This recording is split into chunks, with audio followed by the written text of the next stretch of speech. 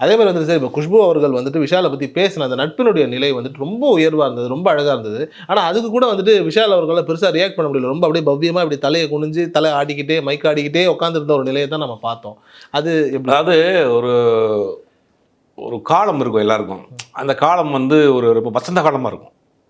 அந்த காலத்தில் பழகின நண்பர்களை வந்து நமக்கு ஒரு பிரச்சனையான காலங்களில் பார்க்குறப்ப நமக்கு அந்த ஃபீலிங் வரும். விஷால் வந்து அன்றைக்கி வந்து ஒரு நடிகர் சங்கத்தில் ஒரு பரபரப்பாக எப்பயுமே 10-20 பேரை வச்சுக்கிட்டு ஒரு 4 காரில் வந்துக்கிட்டு ஒரு குட்டி அரசியல்வாதி மாதிரியே சினிமாக்குள்ள இருந்தாப்புல.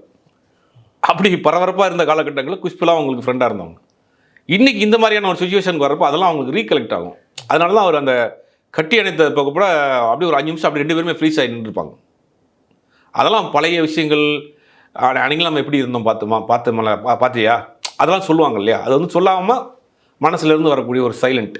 அதுதான் அன்றைக்கி அங்கே குஷ்புக்கும் விஷாலுக்கும் நடந்த விஷயம். பட் அவரை பார்க்குற வரும்போது ஒரு பரிதாபமாக இருந்தது. ஒரு பாவம் எப்படி இருந்த ஒரு ஆக்ஷன் ஹீரோ இப்படி நிற்கிறாரு.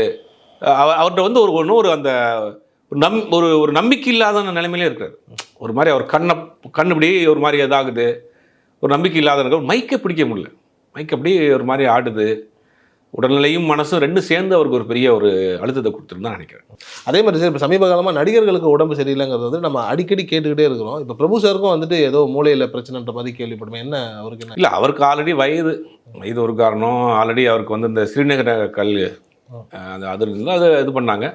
இப்போது 3ஆம் தேதி திருப்பி அவருக்கு பயங்கர ஹெவி ஃபீவராக இருந்திருக்கு.